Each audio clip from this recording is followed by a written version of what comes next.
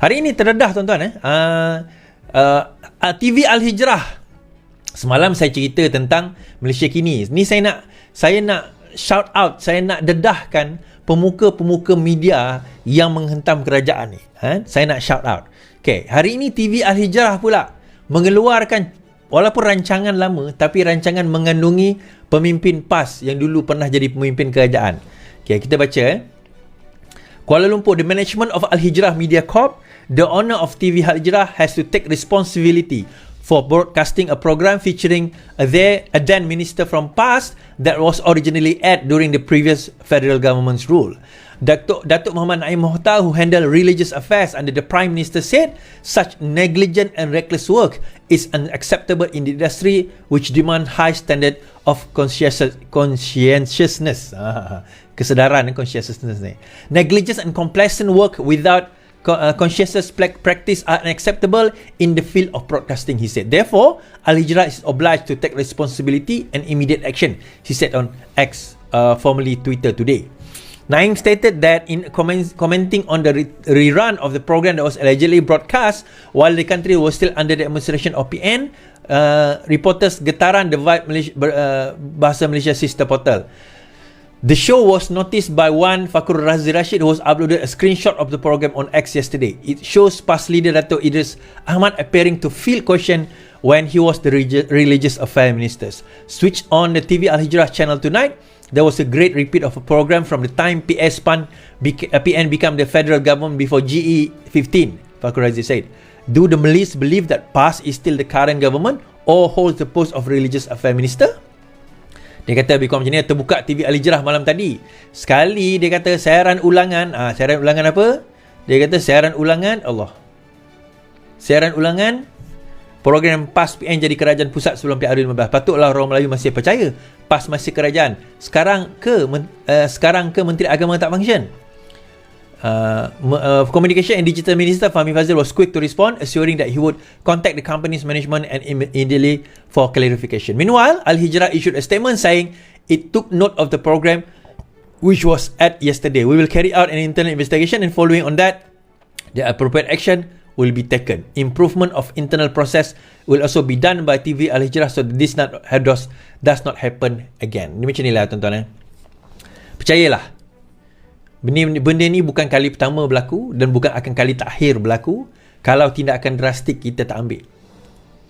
Kalau tindakan drastik kita tak ambil, benda ni bukan kali pertama akan berlaku dan bukan kali terakhir akan berlaku. Percayalah, TV Al-Hijrah ni infested by wala-ons.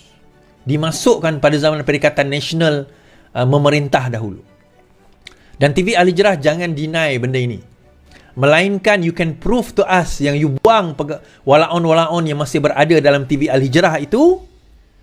Otherwise kami tidak akan berpuas hati dengan apa yang kamu kata setakat close statement. Oh, minta maaf lah, ini adalah satu kesilapan.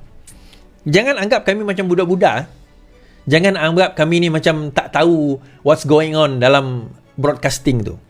Sebelum nak broadcast ni, nak melalui broadcasting, sebelum dia disiarkan, dia akan melalui beberapa tapisan, termasuk penerbit, termasuk ketua rancangan, termasuk ketua yang menyusun apa orang kata jadual waktu. Takkanlah semua lapisan itu tiba-tiba boleh lepas macam tu saja. That was a very, orang kata apa, lame excuse. Satu excuse yang sangat bodoh, satu excuse yang sangat bangang daripada TV Al-Hijrah, dan kita demand whoever pengarah ke pengurusi TV Al-Hijrah kalau berani letak jawatan. Tak tuan-tuan, dia bukan isu dia kata kita kena playing on the fair field ke? Tak, kita tak main on fair field sekarang ni, di atas tanah yang rata. Kita bukan bermain di atas tanah yang rata. Diorang dah infested, menjangkiti, dah meracuni pemikiran dan juga berada di dalam agensi kerajaan. Ini yang kita panggil sebagai daulah yang tertendam, state deep, daulah terpendam. Terpendam pula. Daulah yang terpendam kita kata.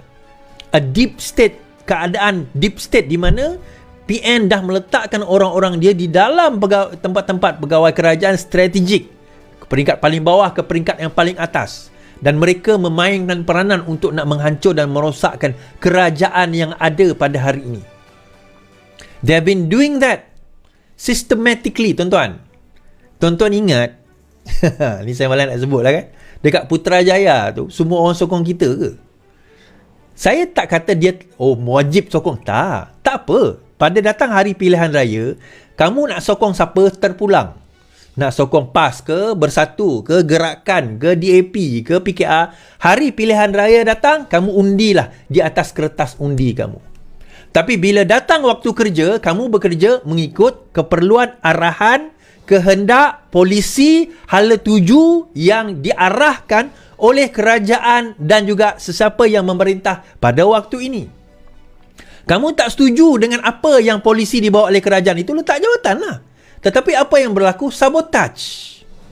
Itu yang berlaku. Dia sabotage. So kita kata, Is, kamu kena adil. Masalahnya dia adil ke?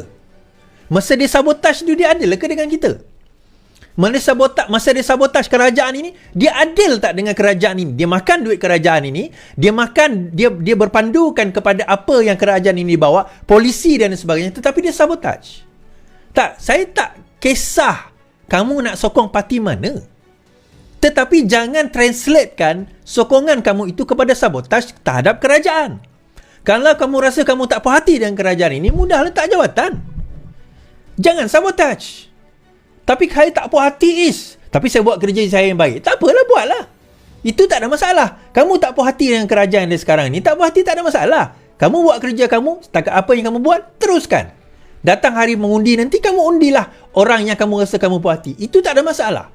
Problem adalah apabila mereka menggunakan kesempatan ini untuk nak sabotaj kerajaan yang ada. Kerana mereka berada di kedudukan yang boleh sabotaj kerajaan yang ada.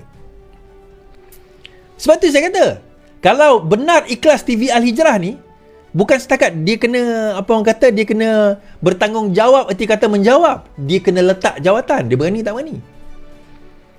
Dia berani tak berani, tuan-tuan?